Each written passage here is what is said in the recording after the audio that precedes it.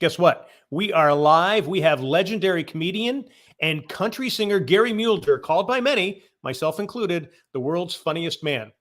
You know, Hardline's kind of funny too. Plus, he has our prop bets on the Stanley Cup playoffs, the NBA draft, and the second half of the baseball season. Plus, we're going to examine his great bet that he took on the U.S. Open. Heidi's Hollywood looks at the new streaming hit series, The Offer, that dives into the making of The Godfather. On the grind, we delve into the branding of athletes and actors. Is it hurting or helping? We'll also discuss a ruling that affects transgender swimmers around the world. Of course, we have our schmuck of the week, and we got Who's Got the Swag, along with our drink of the week. Hi, everybody. Welcome to Daily Fish. John Daly here with Eric Snyder, a.k.a. Fish. We are coast to coast coming to you from Las Vegas, where Fish is, and Myrtle Beach, where I am. We talk sports, entertainment, and everything in between. Fish, we got another good one tonight, buddy. Yep. Hope everyone had a happy Father's Day. We always start out with a quote. We got a quote from John's friend, Charles Barkley. Read this one, John. You can read it. Yeah. If somebody gave me $200 million, I'd kill a relative. Now, that was taken down really quickly, too, wasn't it? It was taken down real quick, but he's right. You know, the controversy we could ever talk about with the LIV and golf, it brings a lot of attention to golf. But you know what? If someone offered me $200 million, I'd go, bye. Yeah. Well, and Charles, of course, can be a little controversial. We got to get him on the show sometime. I'm sure he'll explain that to us. Right. Hey, folks, questions or comments, drop it in the chat box. Or if you're not watching us live, email us at dailyfish1, dailyfish1@gmail.com. All right, it is time now for what we call the daily grind. Here's what we're grinding on. First, the Stanley Cup Finals Game 3 is coming up in a few hours. The NBA is done. Also, so what do sports junkies do now? I mean, baseball, golf, cornhole, anything else? Fish, what do you think? Home Depot, honeydews, shopping for the wife. This is a 2-month period where you do all that kind of stuff. I mean, look, I always say this. You're the big baseball guy, but if the baseball season goes to the full World Series, we're 10 weeks into the NFL season. 10 weeks.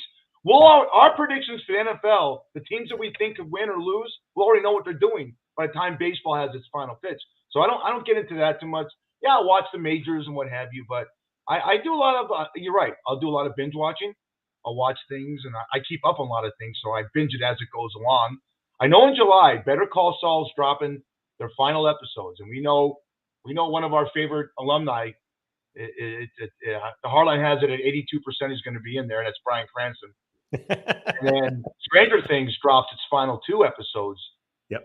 July 1st, I believe it is. So, yeah, we have a lot of things to do TV-wise. Sports-wise, I don't get excited this time of year.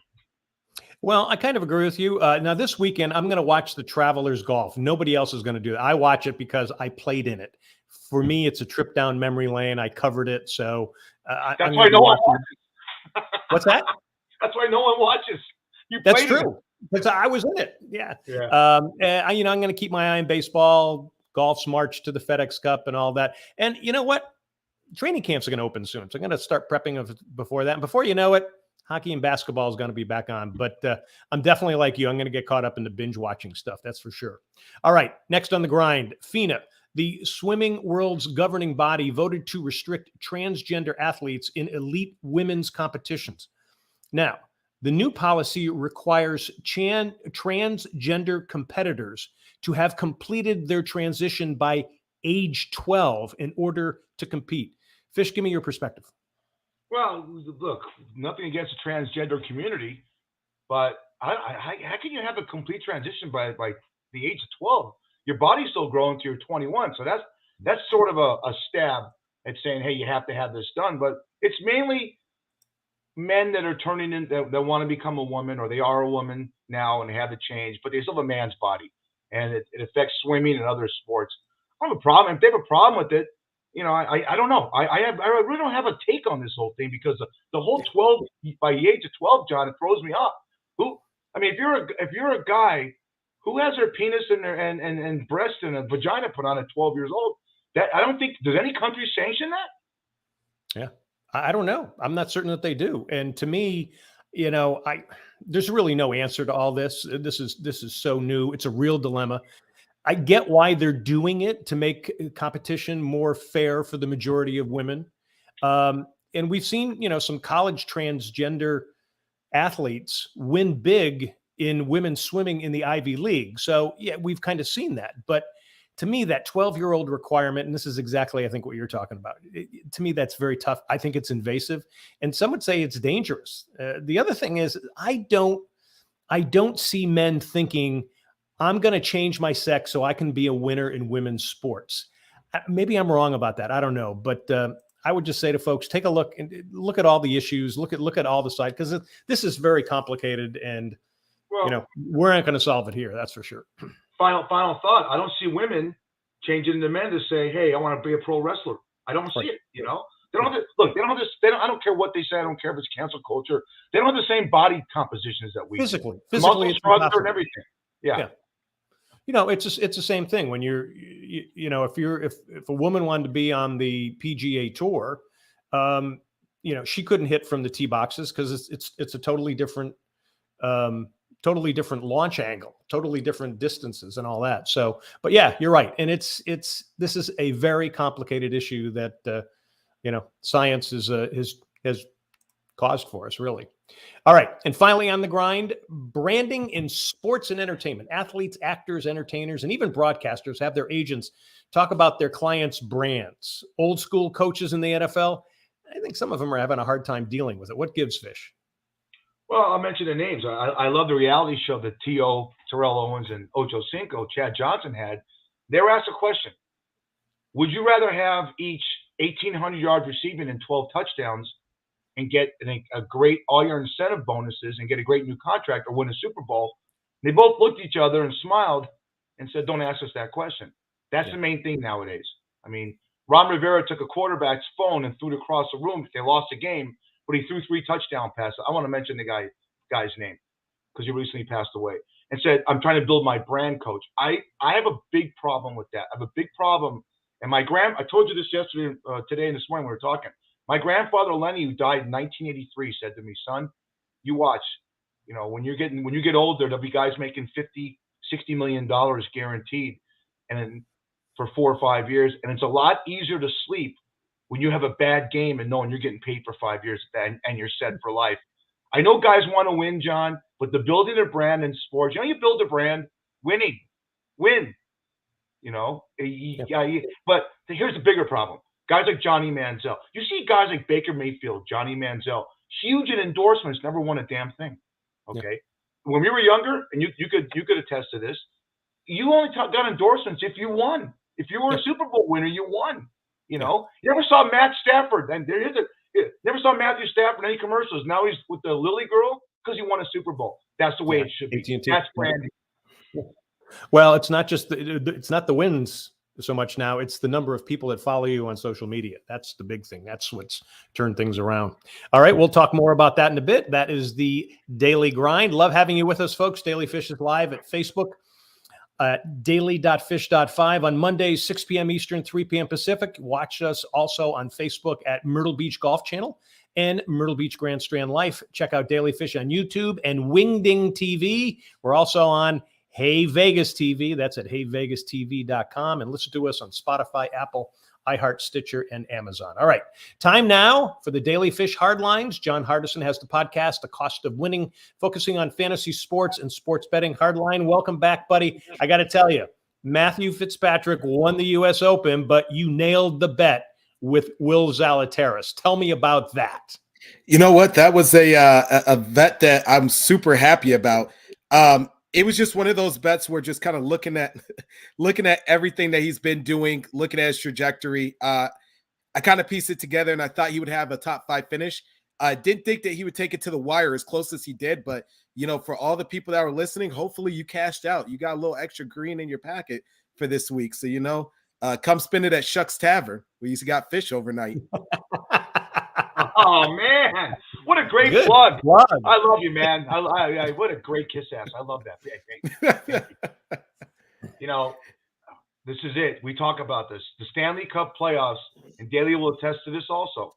They always give us great drama, but that game the other night, the 7-0 shellacking by the Avalanche.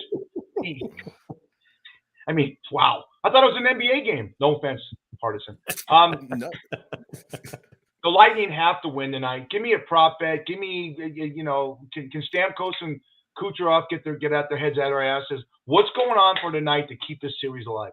I mean, it's been rough. I mean, you're right. The last game when I looked up and it was in the first period and we're at 3 goals, I was like, this is not going to be a good game. We've talked about this a lot.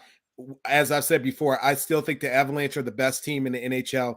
I had them winning it all this year. When we talked about what we thought the projections were going to be, I still have them winning. I do think, though, as hard as it is, I'm going to hedge tonight. I'm going to take the Lightning, but I'm going to take a plus 1.5 at 265. I think that they could possibly make it close, but they haven't shown that same grit that we've gone to see. And look, anytime you're going for 3 in a row, it's hard. You have a lack of an off season. You're not resting as much. You're back to back, and I think it's starting to catch up with them a little bit. One prop that I like tonight, there's going to be a goal within the first 10 minutes at minus 122. Also, the one that I like is if they end up winning, Nikita at plus 1 goal, Tampa Bay win at plus 310. I would hedge that if I'm a bettor, and I would take Mikko at plus 1 goal with Colorado win at plus 320, just to kind of even it out, just in case something goes sideways with Tampa Bay. But they're back home. I got to believe that this isn't going to be a sweep. I don't think somebody's going to get the broom out right away, but I do think that maybe this goes 5 games. I know that in the past they've been down 2-0 and they've been able to come back, but this isn't the Rangers. This isn't Montreal. This is a very solid team that they've been building in Colorado for quite some time. Yep. No, I agree. Okay, we call that the Hardline hedge. That was beautiful. All right, the NBA draft Thursday. Who do you have going first? A lot of people are talking about Jabari Smith out of Auburn. I think Jabari's the best pick. I got him going at minus 175. I think he's the best prospect, especially looking at what they have going on in Orlando. The last 2 years, they went guard heavy. They have Jonathan Isaac, but he's been gone for that ACL tear. I don't know what they're going to get out of him. And so I think they're going to, hedge at this point. I think you go with Jabari Smith. I think he's the most overall complete player in this year's draft. And then I think second is going to be Chet Holmgren. I have a lot of questions about Chet Holmgren. Yes, he's a tall guy. Yes, he can step out a little bit. But in terms of body size and in terms of taking that type of punishment down in the paint where they're going to have him play against guys like Anthony Davis, there's a lot of questions. And I don't necessarily know where he's going to be, but I would take Jabari Smith first overall. All right. Real quickly on, because I know we texted earlier today, Kyrie, he's going to be up for free agency. Do you think he works it out with the Nets, or do you think he hits free agency? And if so, where do you think he goes? This has been such a rocky marriage between the Nets and him. I know that they've tried to help him as much as they could, with the back and forth, give him a lot of mental health aspects in terms of him taking time off. But I think his time in Brooklyn is done. I really think that they're going to probably sign him and try to trade him, try to get something worthwhile. My guess would be, as of right now, he ends up in LA or he ends up across the bridge with the Knicks. My guess, if he goes to LA, would probably be the Clippers, just because they're not as cap constrained as the Lakers are, because the Lakers would have to move quite a bit around. At least with the Clippers, it makes a little bit more sense with Paul George, Kawhi Leonard, and now you're bringing him in as well. And he's played for Tyronn Lue before in the past, who's now the coach of the Clippers. I think that makes the most sense, but I think his time in Brooklyn's done. I'll bet you that in tonight's draft, when the NBA draft comes around, that there are going to be 7 players from overseas taken in the first round. There are 2 guys out of Greece, John. There's a kid out of Poland. There's always, the Dirk Nowitzki. There's always guys. I say around 7. I'll go under 7, but I'll go right at 7. Ooh. I'll go under. I'll go under on that. I think that there's a lot of good college prospects this year. And there's some coming out next year. And I know the guy from Kentucky, and I'm drawing a blank right now, they thought he was going to be a top 3, top 4 pick, and he went back to school. Why, I don't know, but it's better to get the money while it's there. But I think that it's going to be under 7. Give me a prop bet on Aaron Judge hitting over 60 home runs. He's on fire right now. Yankees are insane. I mean, they're at 16 out of 17 games. Well, I guess 16 out of 18 now because they lost last night. Games that they've won. He's going to get to 60. I got to believe that he's going to get to 60. I think that it's pretty much guaranteed that he's going to get there as long as he stays healthy. That's the biggest thing. As long as he stays healthy, because we're not even at all-star break yet, I think that there's a solid chance of him getting it at 60. Yeah, and 60 is a big number if you're in the Yankees organization, that's for sure. Yeah. Talk about Fish. going to get his Orioles winning bet of 60 games. That seems to be looking better, don't you think? I mean, it's everything looks better till the hall gets a a hole in it. Here's the big thing, Fish. He's got 30 right now, and right now they play the Nats, the White Sox, and the Angels, which is doable to get some wins.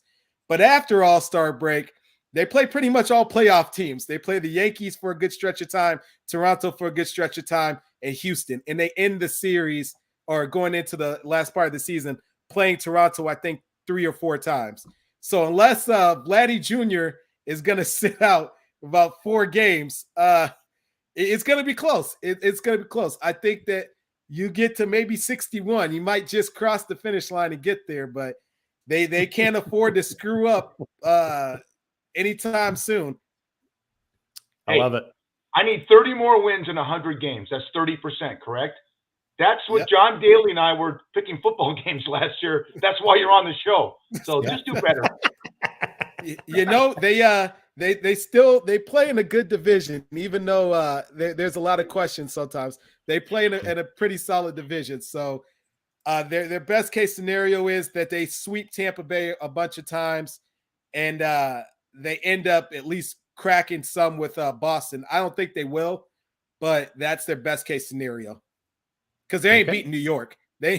Josh Donaldson, Aaron Judge, and them boys, they're not beating them. There we go. All right. And that is the Daily Fish Hardline with John Hardison of the Cost of Winning podcast. You can find him here with us each week. Also, he's on Spotify, Google, and Apple Podcasts. Thanks, Hardline. We'll see you next week, buddy. See you guys next week. Good seeing you. All right. Need a great golf getaway? The Myrtle Beach Golf Trail has dozens of courses along the Carolina coast. All you got to do is set up an entire trip for yourself, your family, or a bunch of friends. The site is myrtlebeachgolftrail.com. You can play there year-round. Now is a great time to come out to the Myrtle Beach Golf Trail. All right. Now it is something fishy. Fish, what do we have? Well, one of the great aspects of being in the bar business for 41 years is you hear conversations all the time, and you wonder where these things are going and what's happening. The great thing about all the dating sites that you have right now that we didn't have when we were younger, the Match.coms, all the things at Harmony and all that crap, and now you have the greatest one ever. Can you imagine if they had Tinder when you and I were single and younger? We'd be dead. 2 corpses. This is the cancel culture society. This is what dating's like in 2022. Look at this meme. So have you always been a woman? I mean, it's crazy. I get Match.coms all the time, even late night at Shucks Tavern. And what I can't stand is that chivalry is dead. That there's no gentleman anymore. I can't believe. I talked about this when we had Ginger Snaps on when we first started about 80 episodes ago. I don't understand. A man doesn't pay for a woman first date.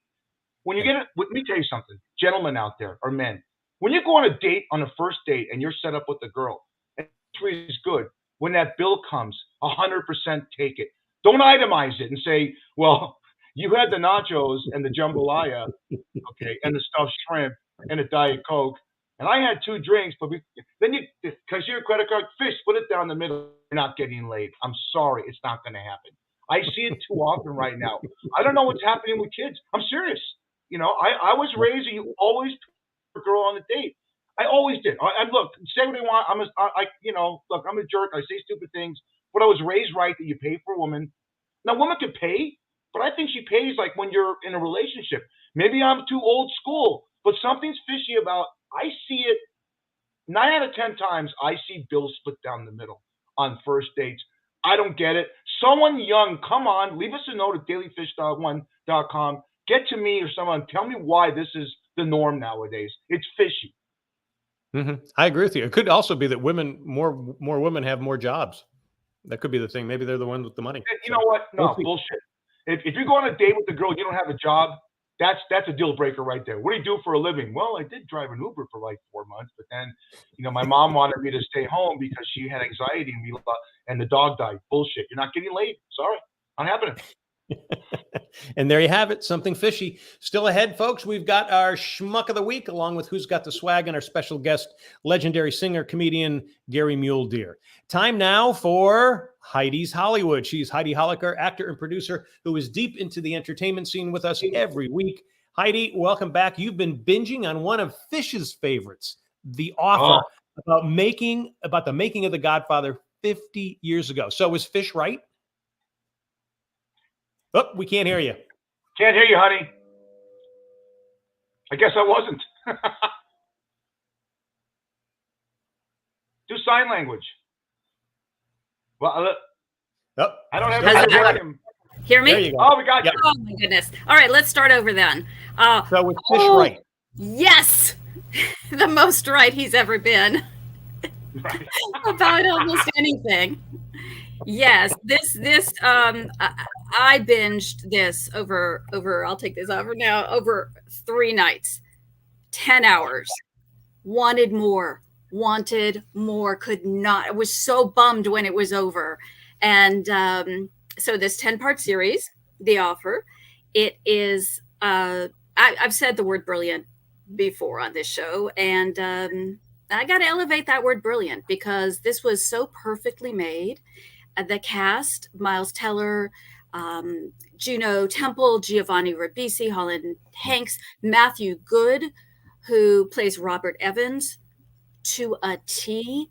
It is every moment of this series, of the 10 hours, not one moment is wasted. And just like The Godfather, how not one moment of that film on screen is wasted. And the series revolves around Al Ruddy, who was the only producer of The Godfather, part one, the original, and he won an Oscar for producing this brilliant film. And a little fun fact: he was the last person to ever win for Best Picture as a solo producer. From then on, it was always 3 people, 5 people, a lot of people.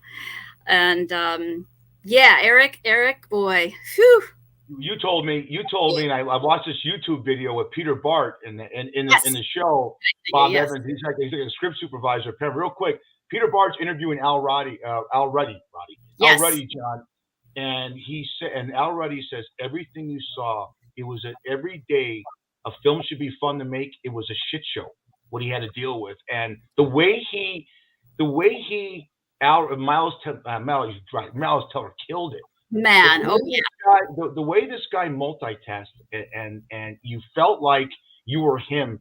I mean, talk about, if you can, talk about, Heidi, how much you learned and I learned, and don't give it away, about the backstories of the people and how the studio, just tell people that that Paramount had their own version of who they wanted to play the characters, and the backstory of how this thing got made with the mob and Sinatra was brilliant.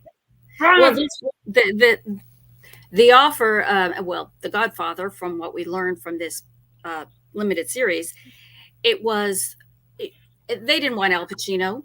Al Pacino was a young, unknown. He had won a Tony on Broadway, but he was a young, unknown actor, and he was diminutive. I've worked with Mr. Pacino on The Devil's Advocate, and he is a powerhouse. He's a powerhouse.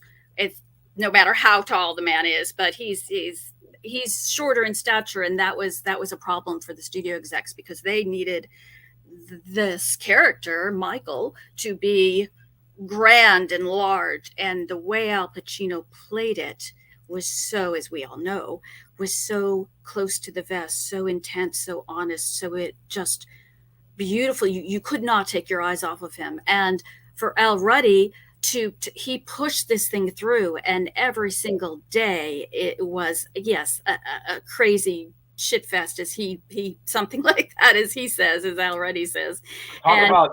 Talk about Anthony Ippolito, is a guy that played Al Pacino, and he had every single inflection of his voice. You're watching Al Pacino, and you are the casting. The guy that played, who's the guy that played? The guy that I forgot. I can't think of his name. The guy that played Brando was. Yes, I'm sorry, I don't have his name in front of me, but the guy who played Brando was perfect. The casting of The Offer was perfection. I don't think I've ever seen anything where, like I said, every single character, every single word, the art direction, the makeup, the costumes, literally every moment of this series. You don't even you even wonder, oh my God, how much did this cost to make? This was an undertaking, and it is so powerful. And it, as a producer, I learned so much watching this, and I'm producing something that I shoot next month, and I'm my producing partner Reed Shelley and I are wearing every single hat, but that's not unusual. And so it's just proving to me that what we're doing is right. We're not involved with the mob, which that's a good thing. We're paying for it ourselves, so that's another good thing. But it was amazing. And I still think you're part of the mob. I think you probably got Yeah. something going on. Yeah. So, hey, because we're kind of running out of time, I just want to tell folks that we're going to have author Mark Seal. He wrote a book called Leave the Gun, Take the Cannoli. It's also about the exact same thing. I read the book, and everything you guys are saying, this guy verifies in the book. So it's something we really want to see. Before we go, Heidi, give us one of your 6 degrees of separation from us and the Godfather. I'll do it fast. I'll try to give you 2. The 2 of you are 6 degrees of separation from The Godfather. I'm going to quickly run through this. Just 2 of them. So you guys are friends with me. I worked with Nick Cage in Valley Girl, who is the nephew of Francis Ford Coppola, who directed The Godfather. Let me give you another one. You guys are friends with me. I worked at Daily Variety with the editor-in-chief, Peter Bart, who is the Paramount Picture studio executive, who optioned the book The Godfather, that was then greenlit by studio head Robert Evans, who hired Francis Ford Coppola to direct the film. I actually have 7 examples of this. The last one starred in 2 films directed by Martha Coolidge. Martha's most recent film, I'll Find You, was written by David S. Ward. David S. Ward wrote The Sting, which was sold by my dad, Stu Miller, who still represents David in doing a project now. And my dad was very good friends with Al Ruddy for many years, who is the Academy Award-winning producer of The Godfather. So you guys are, by We're 7 right there. times, you are there. You are a part of The Godfather. You can't get away from it. One last thing. She hit the nail on the head. I told her, I watched this thing, Heidi. I kept looking, I kept pausing and saying, 13 minutes to go. I need more. I only did that with 2 other series, Heidi. The 2 other series, The Sopranos and Breaking Bad, when I knew it was the last episode. And my wife and I were in tears. Give me more. I did the exact same thing. I kept checking online. How many more episodes do I have? Oh, yay, I have 2 more hours. Oh, I have 1 more hour. Oh, I have 5 more minutes. It was literally 3 nights in a row. That is not what I normally do. I don't have that kind of time, but this is worth every minute. All right. There it is. You can see it's on Paramount Plus. All right. And that is Heidi's Hollywood. Heidi, thank you so much. She's with us every week. Check her out on Facebook and Instagram. Catch you next week. Thank you, guys. Mwah. Right. All right. Now it is time for our Schmuck of the Week. Who's been schmucky this week, Fish? This is great. I got a bunch of schmucks. I couldn't find it. So I decided to do what we do. And these are all the mug shots that recently went online. These are mug shots of people that were when they're booked. All right, check this guy. I'm gonna go quick. Look at this guy. You kidding me? That's a mug shot. All right, that's not Gary Mule Deer. That's a mug shot. All right, check out this guy. That's a mug shot. I'm serious. These are real mug shots. All right, that's what girls look like when they see me naked. Look at this. Hey, girls want to get a date? Look at the hickeys on this guy's neck. That's a mug shot. I'm serious. He's got like 15 hickeys on his neck. I mean, unbelievable. I wonder what his down below looks like. Look at this guy. Oh my That's God. fantastic. You can't really. I mean, wow. Now this chick got in a fight. I'm serious. I'm not kidding. Look at that. Yeah, she got a fist fight. Her head fell up. She looks like an alien on Star Trek. All right. Yeah. I couldn't believe this one. All right. Talk about, you want to see this woman in the dark alley? No way. No. Okay. I mean, wow. And this is actually a mugshot. They had a thing of people that look like they're happy. Who's happy getting a mugshot? Look at that. You know, Hi, this Wow. is my fourth DUI. I'm so happy. I hit a pole. I ruined my seventh car. Schmucks. Absolutely. All right, Fish, let's see who's got the swag for this week. Who are we toasting? I love this guy. I absolutely love this guy. I've loved this guy's humor, and I can find him. Oh, I don't think I have him in the thing. He didn't come through. All right, You well, it's did. Dave Chappelle. It's Dave Dave Chappelle. Chappelle. Dave Chappelle is a guy that, oh, you know what I did? I absolutely deleted him. I hate TikTok. I like it when we're on audio. Hey, folks, we're on Stitcher and iHeart, all this bullshit we talk about. We have bigger ratings on audio. Dave Chappelle was just, well, let me read it. I got it. He went to, in the Duke Ellington School of Arts in Washington, D.C., they renamed his performance theater after him. And he's gone through a lot. We talked about transgenders earlier, but he's brilliant on stage, and he does a lot for people in the business. He teaches comedy schools like our friend of the show, Tony Visick. And I'm giving him swag because you know what? He entertains me. I love it. All right. Let's use our drink of the week for our good buddy Dave Chappelle. And we're going to toast to him. What are we sipping here, Fish? The skinny margarita, you know, as opposed to a fat margarita. You know, tequila, splash of OJ, squeeze in 2 lines, ice it and sip it. Great drink for the summer. You know, we're heating up. So what are you going to do? Absolutely. Get the ice on you, kids. There you go. Cheers. Cheers to Dave Chappelle. All right. Daily Fish Drink of the Week is sponsored by Shucks Tavern in Vegas. Great seafood and drinks in 2 locations. Head to Shucks Tavern on North Durango on the northwest side of town where Fish is overnight. Say Daily Fish Podcast, you get a free drink. Do it the next day, a free appetizer. That's Shucks Tavern. Check out Shucks Tavern on Facebook. All right, let's bring in our special guest, legendary comedian and country singer, Gary Mule-Deer. Gary, welcome to Daily Fish. Nice to be here and great listening to you. Good. Well, great to finally have you on here. You've been so darn busy. Well, by the way, before I forget, I've been a Yankee fan for 72 years. Wow. Yeah, started listening to him on the radio in South Dakota. Still with them. I can't believe what's going on now.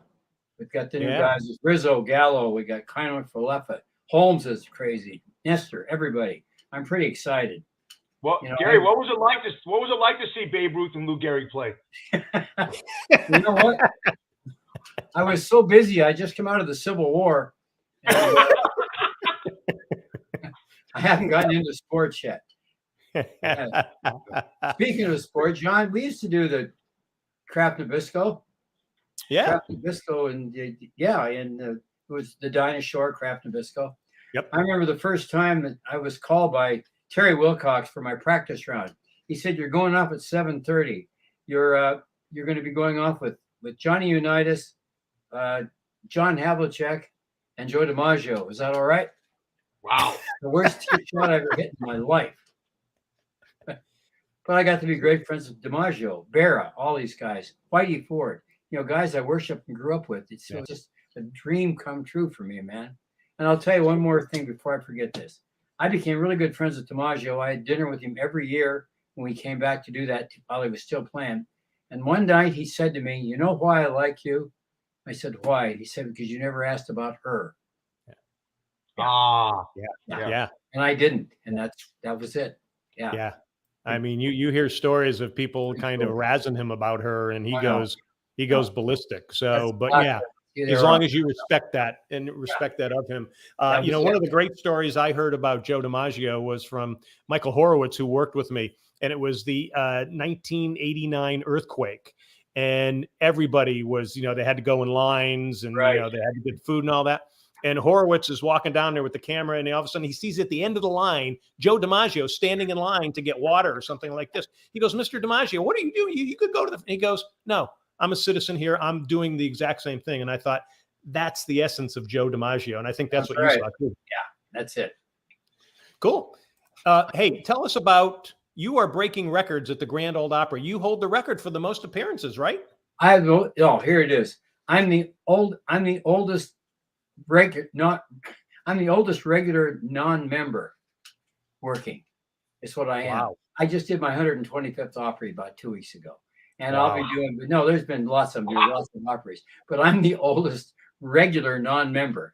Actually, I've been, I guess I've probably done 50 or 60 the past year. Yeah. And it's a dream come true, man. For me, this is where I belong. It's back to families again. I like working with families, and they don't like 4-letter words. I don't do 4-letter words, except my name's 3 4-letter words. My wife's need is a 4-letter word. I golf and I fish. Those are 4-letter words. I joke, I sing, I talk, I pick, I play. Those are 4-letter words. Cash, Johnny was my musical influence. Jack, Benny was my comedy influence. So I got a lot of 4-letter words in my life without using 4-letter words. That makes sense? You're on daily, 4-letter I'm word. on daily. I mean, come on. That's right. I'm on Daily daily. and fish, 4-letter Okay, words. and fish. There we go. That's it right there. What else? Is that the program? Good night. No, that's a program. No, So- Al Lewis just called me from the Munsters. He wants his hair back, but I said, Gary's got to use it Would for you his hold, you 126 guys? I got million. Patty Page on the other line.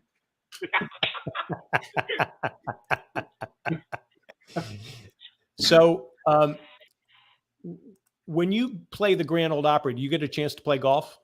I play once in a while. I haven't played that much. I played yesterday and played brilliant for 9 holes. But like I told you before, I'm 1 year older than Bugs Bunny. I'm 2 years younger than Porky Pig. I hit from the red tees. I mean, from the red tees, I'm about a 23. Okay. From the gold tees, I'm about a 25. From the whites, I'm about a 28. From the blues, I'm about probably a 30. And from the blacks, I just try to get it past the reds. That's me. So you don't have to show that you're a I've got real a man. 145 to 150 yard drive straight down the middle. I'm never in trouble. I just have to have a good short game because it's just not there anymore. Yeah, John, I didn't start playing golf until I was 47. Another 4-letter word. I traded golf. I traded Coke for golf. When I came out of rehab and needed a new addiction, I took up golf. I was 47 when I took it up, and it saved my life. And a lot of other guys, friends of mine, the same thing. Alice Cooper's a good example. We came Look out. at John. We Look needed, at yeah. John. Hey, Gary, excuse me.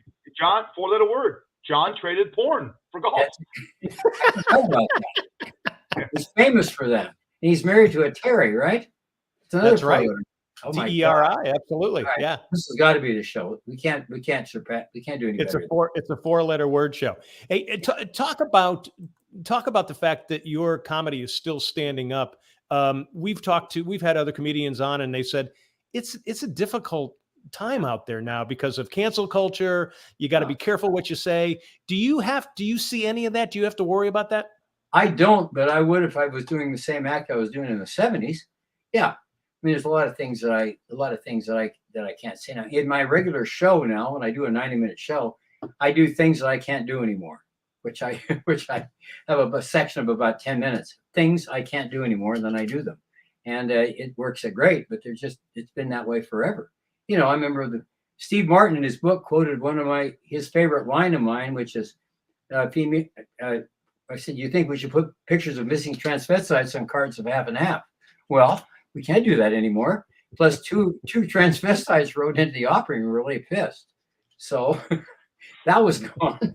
That was the last of it.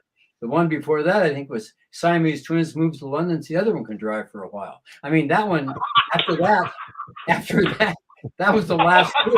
But that's as wild as I get. I mean, literally, you know. But we can't do that stuff anymore, and I understand. I'm a G-rated comedian. I never know.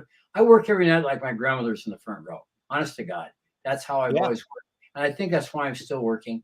And I like to have kids come up to me and say, "We've never watched Dad and Mom laugh like that," and then folks come up and say, "We've never laughed with our kids before." Because they usually hate what the kids are doing, laughing at. The kids hate what the folks think are funny. So some way I bridge the gap. I don't want to think about it too much. It just works. I just kind of let it go. You know. How about those Yankees? So talk about a little bit about politics, because you always in your routine you pull out a newspaper and you read from the headlines. Do you still do that, and if you do you have to worry about that? I've got a ton of stuff. My grandpa. This is one of the two biggest reactions I get in my show. When I say Grandpa always said, I said, "Grandpa, you're very political." He said all politicians should serve just 2 terms, one in office and one in prison. Now this gets a huge. Everybody is in on it. I'm working for 4,500 people at the Opry, and they're all going crazy, but they're not all going crazy for the same reason. We got half of them thinking about lock her up. The other ones are doing something else, but they're all clapping at the same time. I've got this. I think I've got politics figured out. I think I've got it figured out. You tell me what you think. My son was flunking out of college. I said, I'm going to choose a woman for you to marry. He said, no. I said, she's Bill Gates' daughter. He said, okay.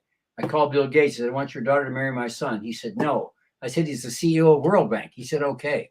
I called the president of World Bank. I said, I want you to make my son the CEO. He said, no. I said, he's Bill Gates' son-in-law. He said, okay. What else do you have to say? You I know, like How it. it works. it works. Yeah, works. I like it. Are, I are, like it. are you pissed off, Gary, that you, as a comedian, you've done it so long and you've been so successful, that comedians nowadays feel like they have to censor themselves, and we got to watch out if you say something that hurts someone's feelings. You know Yeah. what? I mean, it's a joke. It's It's all a joke. it is. It is a joke. I know. I don't hang with a lot of comedians. I always hung out with musicians. I always went right from the Comedy Store down to the Sunset Strip and hung out with the Doors or whatever it was, or guys. Oh. I always gravitated toward funny musicians. The funniest person I've ever known in my life was Roger Miller. Roger Miller was the fastest. Really? quickest. Oh my God. I mean, really, if you talk about, he was like Robin Williams times 4, because he was just, everything was just going. He never stopped. I mean, Roger was just unbelievable. Yeah. With him, he was just, Wow. I don't know. And you look Well, up Roger Millerisms, you won't believe some of the things Yeah. he said, some of the things he always said. Can you tell us? And also he had brilliant things, like he wrote a song like the last word in Lonesome Is Me. I mean, stuff like that. But he also had these great things. We lost him at 56 years old. And the last couple of weeks of his life, him and his wife Mary had rented a place out in Malibu, and he's sitting out there with Willie Nelson. And they're sitting out there in this incredible sunset. And Mary said, he turned to Willie, and Roger said, can you imagine what God could have done if he had a little money? Stuff like that. I mean, you run into Ray Stevens at the airport. Ray say, where you been? Roger said, played Kansas City last night, beat him 6-3. I mean, boom, it was just one thing. He would walk up to a thermometer and go, oh God, I lost 80 pounds. I mean, a thermostat on the wall, and it's stuff like that. There's just so many things. One of my favorite things, he said his mother's cooking was so bad that every year all the natives from South America would make a special trip up here just to dip their arrows in her gravy. I mean, I love stuff like that. I take my grandmother, is really something. I said one time, Grandma, you see the little pill bottle lying around here on the label in big letters that says LSD? And she said, well, no, I haven't. And then she said, did you see that dragon in the kitchen? Okay. So, Gary, how did you transition? Because you've been around so long. Yeah. You opened up for Charlie Chaplin, so you had the silent thing going on. I What did. made you open up your great voice of yours? I always reinvent myself. I've always reinvented myself. I'm starting out in Deadwood, South Dakota by myself. The first night I was in comedy, I knew 10 Johnny Cash songs, 3 chords. I'm sitting at the Buffalo Bar. There's 8 people in the audience. I play my first song, and when I go to the B7th chord, I miss it. And the 8 people that have been ignoring me the whole time just stop doing what they're doing and look at me. So I just tell a joke. So then they go back to talking again. I play some more. And as soon as I would make another mistake, I would tell a joke. I did this for 45 minutes. I was hired to do 3 45-minute shows that night. Between shows, I played the pinball machines. They paid off at that time, not for me. I was making $15 a night. By the end of the night, I'd lost 12 of my 15 bucks. So there's a lady sitting at the bar, right? And she says, what are you going to do now? I said, I don't know. She said, come with me. From 1876 to 1977, over the Main Street in Deadwood, they had brothels. She took me up to the Pine Rooms and put me in a little place with my microphone and my guitar. And I did my Johnny Cash songs, told jokes to all the guys who were waiting to see the girls. We had the miners from the Homestake Mine. We had the oil riggers coming from Montana. We had the guys from the sheep herders out of eastern Montana. We had all these guys coming in, the cowboys. We had Ellsworth Air Force Base was 50 miles away. The place was crazy. So about 4 o'clock in the morning, I knocked off at the Buffalo Bar 1 by 4. I'm kind of fading. She walks up and gives me a little black pill about this long. You can see this, and it's solid dexedrine. I'm still playing my guitar at noon the next day. I can imagine. Oh my Says, God. "Hey, no, Gary, you can Hey, stop. Haley, now." okay, we can't let him go on this one. What's it like playing a guitar outside of a room with a guy with a girl in a brothel? I was in the What do you say to them when you hear the noises and stuff? I like was that in the going on? reception room, and it was probably I was just in the area where they came in and paired off. I was just Oh, kind of, okay. the guys were waiting. I just did that, and after I got through, the lady said, "No, at noon the next day." She said one of the girls kind of liked you. I went down and I talked to her for 30 minutes till finally she said, I got to get back to work. I was really speeding, so so my first night in show business, guys, I got into music, comedy, gambling, drugs, and brothels. All 5 food groups. The first night in Wow. show business. Yeah. Wow. And That's you got to write that's going to be the title of your book. my book is Show Business is My Life, but I can't prove it. Anyway, that's the name of the documentary they're doing on me. That's what it's called. Show Business is My Life, but I can't prove it. Ongoing 6 years. They're still working on it. Following me around. Yeah. All right. Great stuff. We're talking to Gary Muledeer here. And so you've actually performed with like the Doobie Brothers, Sly and the Family Stone, Guess Who, Boss Nina and I Scaggs. figured it out. Over 100 pop and country performers. Over 100 now. Going back to the Everly Brothers, everybody from Willie Nelson to Frank Sinatra, literally. And I'm the only guy, I think, the only act that ever worked with Willie Nelson and Frank Sinatra in the same night. That's me. Wow. Because in 1983, I think I got a call from Steve Wynn and Frankie Randall, who was the head of the entertainment at the Golden Nugget in Las Vegas. They knew I'd be up because they knew my habits. 3 a.m, they said, "We're opening the Crystal Ballroom. We're going to have Frank open. We're going to close the curtain, strike the orchestra, and put up Willie's band. We want you to be out front of the curtain until we get Willie's band up. Then they'll open the curtain. You get off, and Willie will play for 2 hours." And that's what we did for 3 nights. Wow. Yeah, you brought up the Everly Brothers and my mom and people. Now I want you to tell people out there, the younger audience, because Elvis and Sinatra looked at these guys and said, this is the pinnacle of singing and That's guitar right. playing and ballads. Talk about those guys and what they meant as far as when you watched them. The Everlys were unbelievable. I mean, working with people like the Everly Brothers was amazing. I mean, besides, I told you, like, I work with people like Roger Miller, Gordon Lightfoot, for the greatest songwriters ever. I mean, yes, and I was out later with the Doobie Brothers. I was out with the Guess Who. I was out with War. I mean, this was a good way for me. Sly and the Family Stone. I mean, this is, when you go out and work with those audiences, everything else is pretty much, you don't worry about the audience anymore. I never worry about the audience anymore. They're going to either go one way or the other, and they always do. And that's kind of the way it is with me. I don't really get hecklers. I don't get hecklers.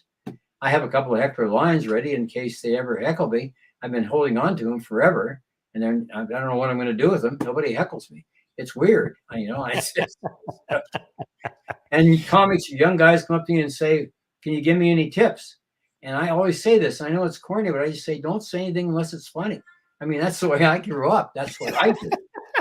And that's all I can tell you. I don't want to go up there and not say something. I'd be horrified if they didn't think it was funny. That's kind of the way I am. And, I figured out every woman's dream. Your wife might like this. Fish, I don't know if you're married or not, but I know Terry will like this. I think every woman's dream is to have a man walk up, pick her up in his arms, carry her into the bedroom, throw her down on the bed, and then clean the entire house while she sleeps.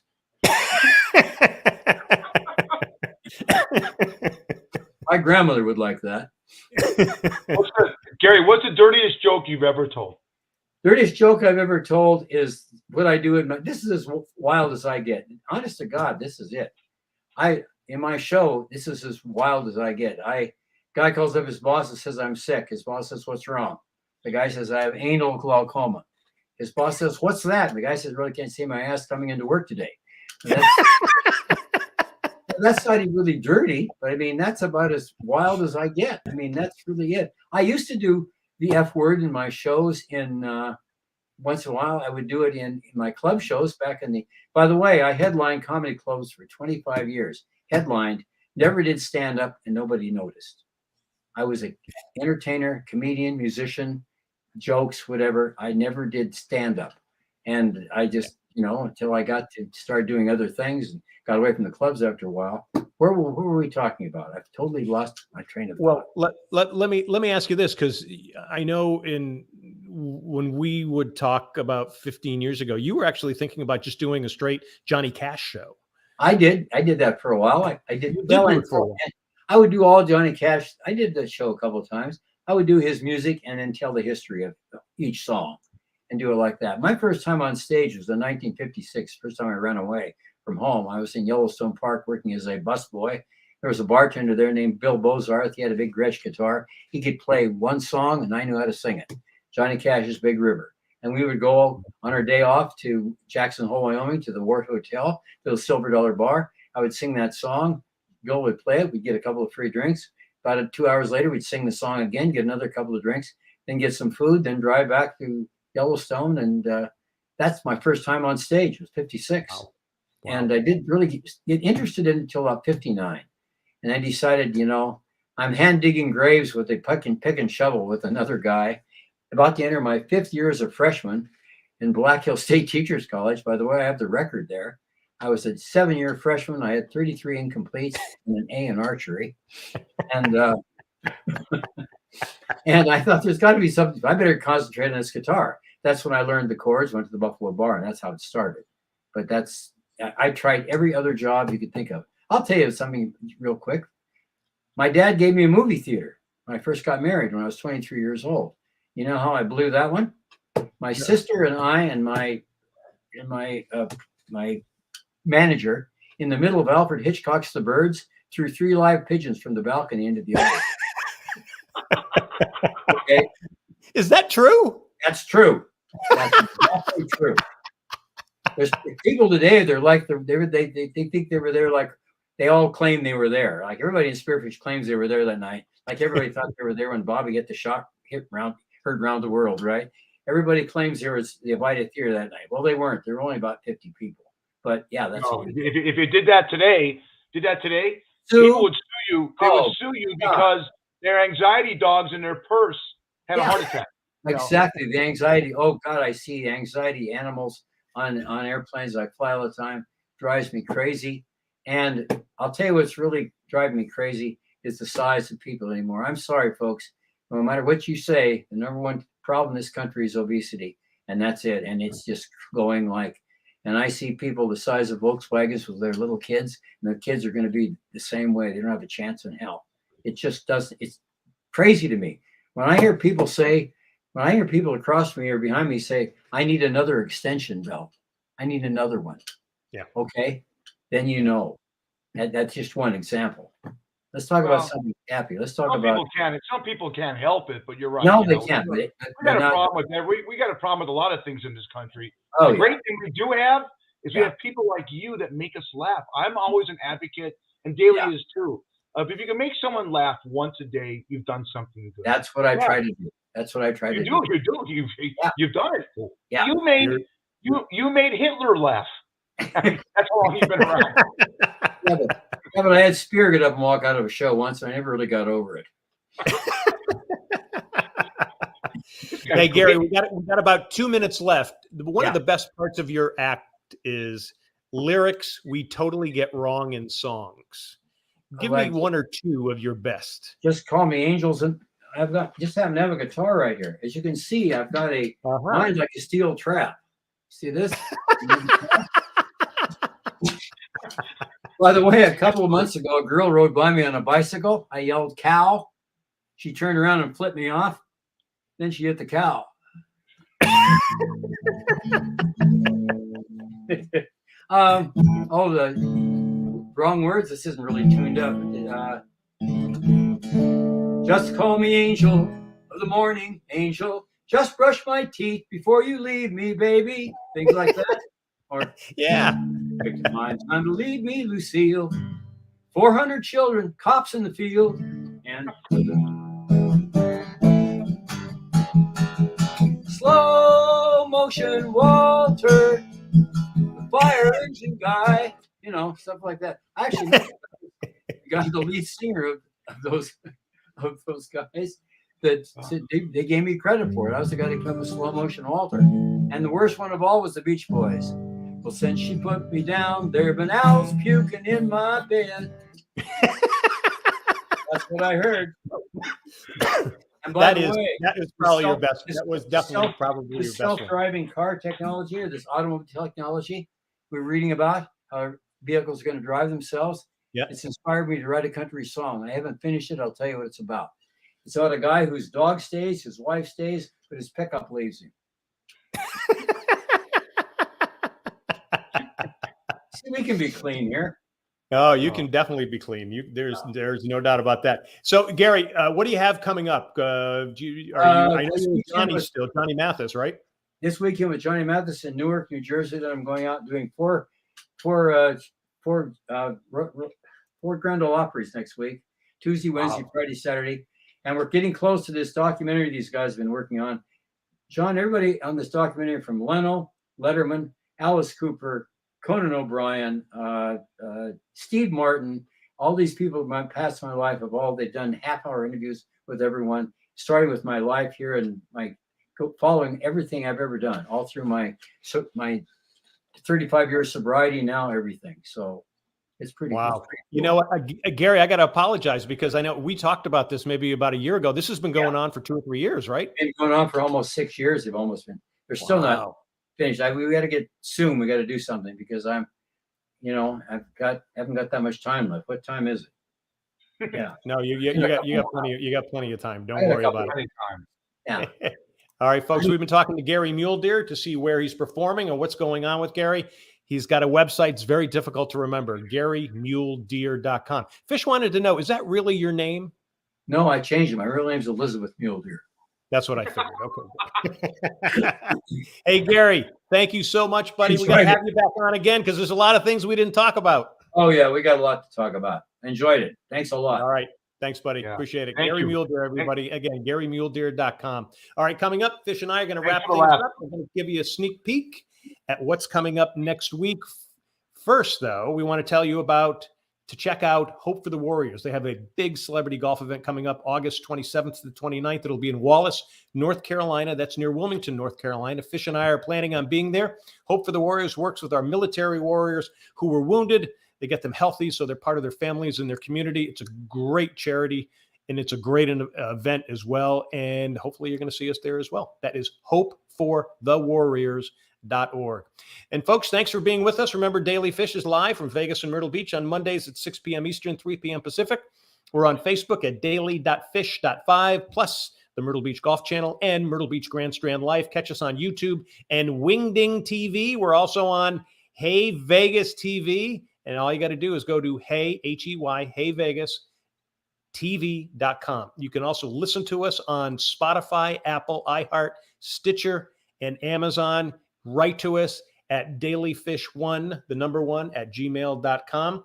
And hey, Fish, next week we have actress Romy Rosemont. She was in Million Little Things, Big Sky, Glee. She was also in a great film back in the early 2000s called An American Crime. And so she's also married to our good buddy, Stephen Root. So we're going to have her, and she's as funny and as prolific as Stephen is as well. So, hey, another great show, huh? The guy was brilliant. Fantastic. My wife's in the room dying laughing. This guy is terrific. Just what a great delivery. What a great guy. You know, I mean, I would love to play golf with him. How do you play golf with this guy and keep a straight face? It's difficult, but I've actually played golf with him a number of times. I can always remember the first, I went to Bob Gowen's celebrity golf event, and I had never met Gary. Gary was headlining there. And I remember Kevin Lockery, who was an NBA basketball player and coach. He's literally sliding down his chair. He's laughing so hard at Gary. And Bob Gowen says, he's the funniest man in the world. And I go, you know what? He is the funniest man in the world. And fortunately, there was about 3 or 4 other celebrity golf events that were happening right after that. And we were flying on the same flight. And that's how Gary and I became good friends. So he's one of the best, one of the nicest guys you'll meet in person. And you got to go to him. You got to go see him. Sometimes you throw up and you swallow it. We used to joke about the Siamese cat. The Siamese cat. He says, so they can know to go to London. Everyone, they drive on the other side of the steering wheel is on the right side in London. They drive on the other side of the road. If you ever driven in London and I have drunk, that's something fishy. Yep. Not me. Definitely is. All right, we Great got stuff. another great show next week. Fish, another good one, pal. So Yeah, you got Heidi's on. You got to watch The Offer, John. I got Yeah. to get you. I want it. I want more. I want more. Yeah. I want more of everything. I want. Maybe I'll get rid of you and put Gary Mulder in the host of the show. That'd be great. You know. it'd be funnier. And how about get rid of me and put him in there? And what could I do? What could I do? Maybe I could. Well, there's a lot of you things know what you could do. a lot of things I could do. Yeah, I could do. Well, I could be the guy in the brothel when he's outside doing. Yeah, There you go. good stuff, There you buddy. go. All right, pal. Good job, and we'll see y'all next week.